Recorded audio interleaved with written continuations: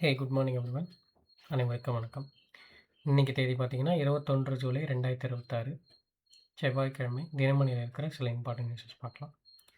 So, headlines வந்து பார்த்தீங்கன்னா, நேத்து நாடாளுமன்றத்தில எதிர்க்கட்சிகள் அமளி, அப்புறம் கரப்பான் பூச்சி பேரணி அது இதுன்னு குடுத்துருக்காங்க. சரிங்களா? ஸோ, நேத்து ஒரு மிகப்பெரிய ஒரு போராட்டம் நடந்துச்சு. கரப்பான் பூச்சி கட்சி சார்பாக. சரிங்களா? அதேமாரி நாடாளுமன்றமும் ஃபுல்லா முடங்கிடுச்சு. மக்களவையும் சரி, மாநிலங்களவையும் சரி. ஆ ஓகே. சரி.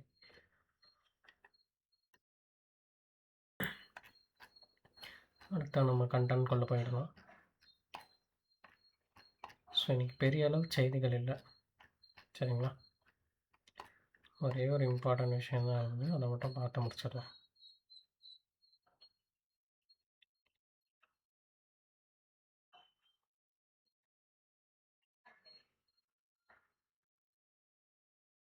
ஸோ, இன்னைக்கு எடிட்டோரியல் என்ன குடுத்துருக்காங்கன்னா, இந்த தற்சார்பு மற்றும் தீர்வல்ல அப்படின்ற டாபிக்ல இந்தியாவுடைய தேசிய முதலீட்டு கொள்கை.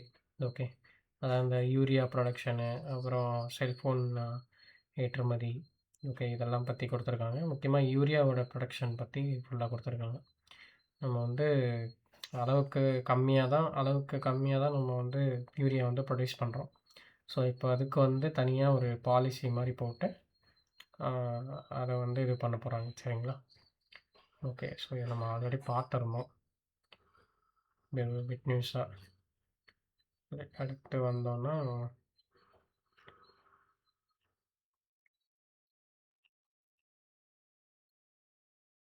ஓகே. இங்க பார்த்தீங்கன்னா, சுங்கச்சாவடிக்கு 20 கிலோமீட்டர் சுற்றளவில் வசிப்பவர்கள் செயலி மூலம் பாஸ் NHA, அதாவது நம்மளுடைய national highway authority of India என்ன பண்ணியிருக்காங்கன்னா, இப்போ சுங்கச்சாவடி கிட்ட சில கிராமங்கள்ல வசிப்பாங்க இல்லையா மக்கள். ஸோ, அவங்களுக்கெல்லாம் வந்து இதுக்கு முன்னாடி பார்த்தீங்கன்னா, அவங்க வந்து ஆ அருகில் உள்ள அவங்க வந்து சுங்கச்சாவடிய கிராஸ் பண்ணி போனோம்னா, நேரடியாக சென்று தேவையான ஆவணங்களை சமர்ப்பித்து பாஸ் பெறும் நிலை இருந்துச்சு. சரிங்களா? கார்ல போறாங்கன்னா.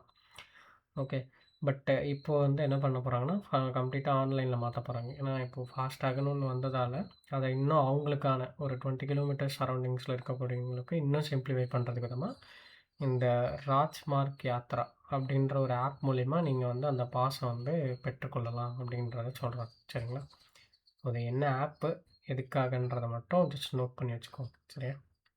அவ்வளோ இம்பார்ட்டன்ட் இல்ல. பட் சப்போஸ் கேட்டாங்கன்னா என்ன பண்றது? ஓகே. ஸோ, நம்மளுடைய குடியரசுத் தலைவர் பார்த்தீங்கன்னா, மால்டோவா அப்படின்ற ஒரு நாட்டுக்கு போயிருக்காங்க. சரிங்களா? ஒரு அரசு முறை பயணமா. அங்க போயி இந்தியா, மால்டோவா அ ஒரு சுமூகமான பேச்சுவார்த்தை நடத்தியிருக்காங்க. சரிங்களா? ஓகே. ஸோ, அவங்களுடைய அதிபர் பேர் பார்த்தீங்கன்னா, மாயா சாண்டு. ஓகே. அவங்க தான் அவங்களோட அதிபர். அவங்க பேர் வந்து மாயா சாண்டு. ஓகே. சரி. ஸோ, அதே மாரி நேத்து அந்த உச்சநீதிமன்ற நீதிபதிகள் எண்ணிக்கை அதிகரிக்கும் மசோதா, அது மட்டும் மக்களவையில அ நிறைவேத்தி முடிச்சிருக்காங்க. ஓகே. ஆல்ரெடி நம்ம பார்த்துருந்தோம். 33+1 இருந்துச்சு. இப்போ 37+1 4 கவுண்ட் இன்க்ரீஸ் பண்ணியிருக்காங்க. ஒரு தலைமை நீதிபதி ப்ளஸ் 37 உச்சநீதிமன்ற நீதிபதிகள். சரிங்களா? ஸோ, இதுக்கு ஆல்ரெடி குடியரசுத் தலைவர் ஒப்புதல் கொடுத்திருந்தாங்க. ஸோ, இப்போ மறுபடியும் மக்களவையில நிறைவேற்றி, மறுபடியும் குடியரசுத் தலைவருக்கு இந்த ஒப்புதல் வந்து சமர்ப்பிக்கப்படும். சரிங்களா? அது ஆனவுடனே அது வந்து நடைமுறைக்கு வந்துரும். ஓகே. சரி. அடுத்து பார்த்தீங்கன்னா, இந்தியாவில் டெங்கு தடுப்பூசிக்கு முதல் முறையாக அனுமதி அப்படிங்கிற நியூஸ் குடுத்துருக்காங்க. ஸோ, இந்தியால வந்து பார்த்தீங்கன்னா, டெங்கு டெங்கு வந்து வராம இருக்கிறதுக்காக, இப்போ கொரோனாலாம் வராம இருக்கிறதுக்காக நம்ம தடுப்பூசி போடுறோம்ல, அந்த மாரி டெங்குக்கு வந்து ஒரு தடுப்பூசிய வந்து முதல் முறையா மத்திய மருந்து கட்டுப்பாட்டு தலைமை இயக்குநரகம், ஓகே, அவங்க வந்து சந்தைப்படுத்த ஒரு அனுமதி வழங்கியிருக்காங்க. சரியா? ஸோ, இது என்ன மருந்துன்னு பார்த்தீங்கன்னா, ஜப்பானை சேர்ந்த அ டக்கேடா மருந்து நிறுவனத்தின் கியூடென்கா, ஓகே, கியூடென்கா டாக்ஸ் 003 என்ற டெங்கு தடுப்பூசிக்கு வந்து தான் இதுக்கு வந்து தான் வந்து அப்ரூவல் குடுத்துருக்காங்க. சரிங்களா? ஸோ, இது யார் யார் போட்டுக்கலாம், என்ன இதுன்றத கம்ப்ளீட்டா இங்க குடுத்துருக்காங்க. ஸோ, இது ரொம்ப இம்பார்ட்டன்ட். நல்லா படிச்சு வச்சுக்கோங்க. ஏன்னா, இது முதல் முறையா இன்ட்ரோடியூஸ் பண்றதுனால இந்தியால கண்டிப்பா கேள்விகள் வரும். ஓகே. ஸோ, எப்பவுமே நமக்கு தெரியும். மோஸ்ட்டா மழை காலத்தில தான் இந்த டெங்கு வந்து பயங்கரமா பரவும் கொசுக்கள் மூலியமாக. ஸோ, கியூடென்கா என்பது உயிருடன் பலவீனப்படுத்தப்பட்ட, ஓகே, 4 வகை டெங்கு தடுப்பூசியாகும். டெங்கு வைரஸின் முக்கிய சிறப்பியல்புகளுக்கும் டென்வி1, டென்வி2, டென்வி3, டென்வி3 எதிராக நோய் எதிர்ப்பு சக்தியை உருவாக்கும் வகையில் இது வடிவமைக்கப்பட்டுள்ளது. ஸோ இதை செலுத்திட்டா இந்த டைப் ஆஃப் வைரஸ்க்கு எதிராக எதிர்த்து போராடக்கூடிய ஒரு அந்த கண்டென்ட் இருக்குது. சரிங்களா? சப்ஸ்டன்ஸ் இருக்குது. ஸோ இந்த தடுப்பூசி 2 தவணைகளாக கொரோனா நம்ம கோவேக்சின் மாதிரி தான். சரிங்களா? கோவிஷீல்டு, கோவேக்சின் மாதிரி. ஸோ இதுவும் வந்து 2 முறை நீங்கள் வந்து போட்டுக்கலாம். Okay, 2 doses.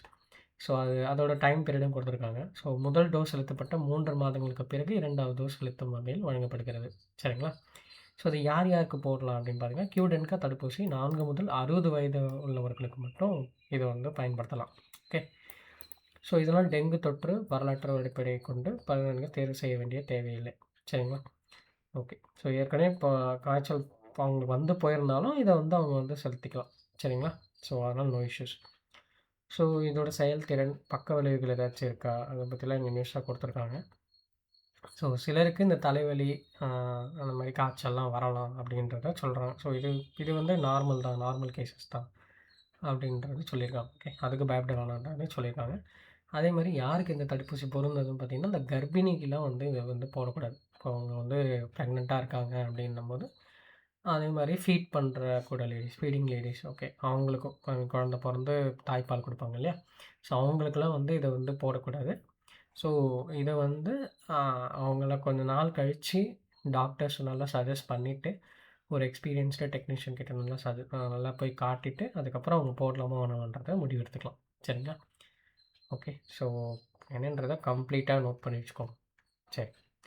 அடுத்து வந்தோம்னா, ஸோ ஃபீஃபா முடிஞ்சிருச்சு. ஸோ உலக சாம்பியனாக ஸ்பெயின் ஜெயிச்சிட்டாங்க அர்ஜென்டினா கிட்ட 1-0 அப்படின்றது. ஓகே. ஸோ எனக்கு செம்மையாக இருந்துச்சுன்னு சொல்லியிருந்தாங்க பார்த்தவங்கலாம் கேமு.